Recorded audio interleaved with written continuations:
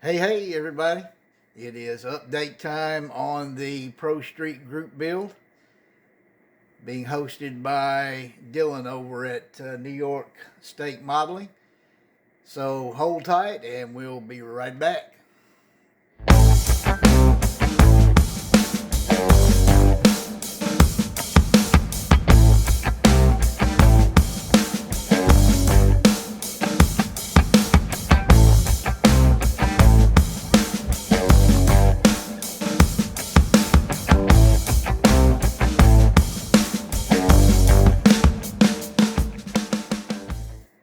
All right, welcome back, everybody, to the Model Works and to this update on the Pro Street Group build. And we've got quite a bit done. Uh, it's one of those deals where we just got into the build and just got going, and I'm bad about that. I guess you know that by now, but before you know it, I've got a whole lot done and no update videos. But I've been taking snapshots as I've been going, so you won't miss anything really. So let's take a look at what we've got. We have got quite a bit done. And let's talk about, we'll move this out of the way. We'll talk about the interior first. Well, I'll tell you what, let's talk about the chassis and engine and everything first. This is quite a menagerie of parts and kits and pieces and what have you. First of all, this is like 4 different kits, parts and pieces from 4 different kits. So first of all, the chassis, the main body of the chassis and the front clip is from the GTX kit. The back half, rear suspension, if you recognize that, is from the 66 Nova, the AMT 66 Nova. Wasn't real crazy about using it, but it seemed to fit better than the 67 Chevelle did back in the back here. And didn't have to do any trimming at all. It fits just perfectly. So we went with that. The only reason I didn't really like it was because of the leaf spring rear end, and I didn't want to take a lot of time to come up with something different. So we just went with that, and it worked. And it looks good. It's going to mock it. I mocked it up, and it looks real good. So I think the finished product's going to be really nice. So we fabricated an exhaust here from a combination of just styrene tube, and I had some aftermarket glass packs, and the kit engine is from the 68 Dart. Now, my backstory on this is this guy decided to put a Hemi in, and he also decided he wanted a really nice Hemi, so he went to Ray Barton Engines. I can use those of you who keep up with that kind of thing know who Ray Barton is, and he is a Hemi guru, and he really specializes in the cross ram Hemis. He's been doing engines for super stocks and pro stocks for a long time, and they have got on their website and looked at some of their offerings in cross ram Hemis, and so I picked one that looked really nice, and I tried to replicate it as much as I could, and that's kind of what we came up with there. The carbs are 850 Hollies that I had on hand. Everything else is the pulleys are aftermarket, the distributors aftermarket, and we just come up with that for this Pro Street card instead of the normal tunnel ram blower deal. I just didn't want to do that this time. That gets old after a while, and I thought this looked really good, and it kind of fits in with the GTX and all. So, but I think the rear end come out real good on it. It fits perfectly. It didn't have a bit of trouble with it. And I'm also able to keep the interior tub like it is. I get to keep the back seat, so we're not going with anything. We're just going with kind of a stock interior. The guy spent all his money on the engine, so he didn't have any money left to do any real updates on the engine. We've got just everything done up pretty well like the stock GTX would have been. We've got our wood grain work done there. I wanted to show you something too while I'm thinking about that. Oh, sorry about that. Let me see if I can zoom in just a little bit. I don't know if you can see that. Probably not. The lighting in here. This lighting in here sucks, man. I don't know if you can see the wood grain work there, and on the dash. The reason I wanted to bring that up is I don't know if you have ever seen these, but I've been using these for a long time, and you can get these at Home Depot is where I got most of mine. And I happened to be at Hobby Lobby yesterday, and they have them now in the craft paint aisle.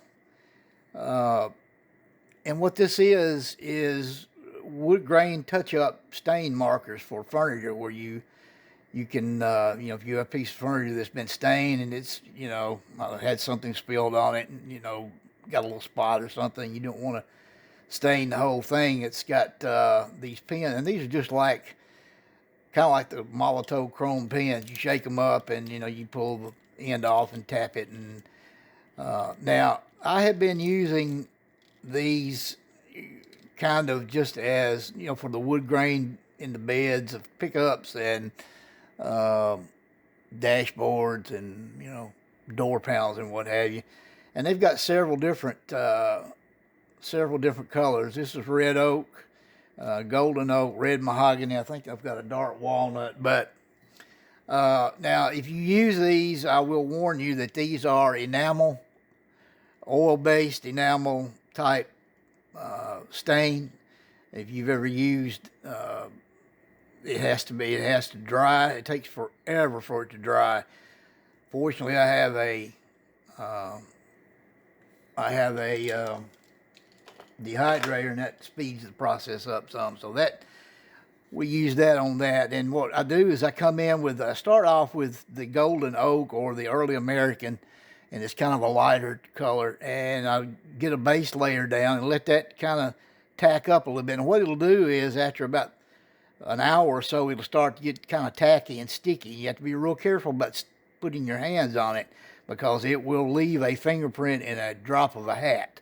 So you have to be kind of careful about how you handle around it, and you certainly cannot touch it for, I would say, 3 or 4 days, even after dehydrator. So, if that's waiting is not your deal, then that stuff's not for you. But I just like it because of it's thin, and it really picks out the molded in wood grain, and kind of helps you out from having to worry about that. So, but I thought if I could share that with you, and if you want to try it, you can grab one or a couple and practice around with it. I tell you how you really can find out how well it works is like on popsicle sticks. Is get you some of those and brush it on there, and it really shines on something that really absorbs the material. So plastic, it wasn't meant for plastic, but if you let it sit and then build it up in layers over time, then it really works well. So, well, all right, there we go. That's kind of that. And let me ease over here and get the body. Now I apologize, this is going to be kind of a lengthy video, by the way.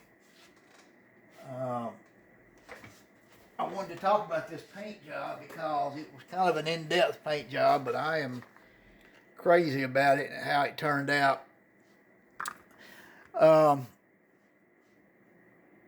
This is a combination of, well, here's the paint right here in the bottle. This is MCW paints, and it is a combination of dark burnt orange metallic and root beer. 50-50 cut with lacquer thinner. And then it is clear coated with 2K Restoration Shop 2K hot rod gloss with Pearl X powders mixed in. This is super copper mixed in with the 2K urethane. And I've been using these for many years as well in some of my clear coats. Now, I have the little 12-pack. If you've never seen these are Pearl X powders. They are available, of course, online. And I bought my set at Michael's many years ago. I have the 12-pack, and I think they've got a 24-pack, I believe. I think I gave $34 at the time for mine, and I think they're a little higher now. But they have different colors. Then they have some micro. They have a micro pearl and a macro pearl, which are different size flakes that are just like, for flake. It's no color to them. They're just like white, silver. And then they have bluish colors. They have green. They have yellow. They have orange. They have all different colors. And what it does, it not only provides flake, but it also tints the clear coat into that color. And they really do. It really does a good job. Now, the lighting in here does not do this paint justice at all.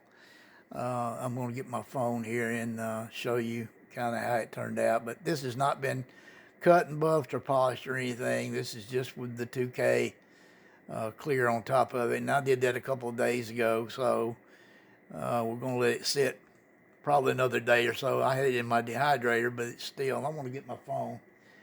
And I want to show you kind of, since it's still early here and I'm not going outside. The sun's not out anyway yet. So I will show you. Let me show you kind of, there we go.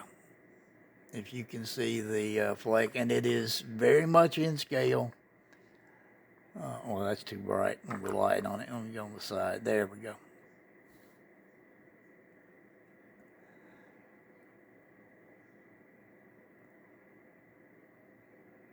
And I think it just turned out fantastic. I was really pleased with it. I wanted something that was really kind of off the chain, and when you see I've already had it mocked up. Now what we're going to be going with is we're going to be going with a matte black hood and rear spoiler. We're blacking out everything. Bumpers, front and rear, will be black.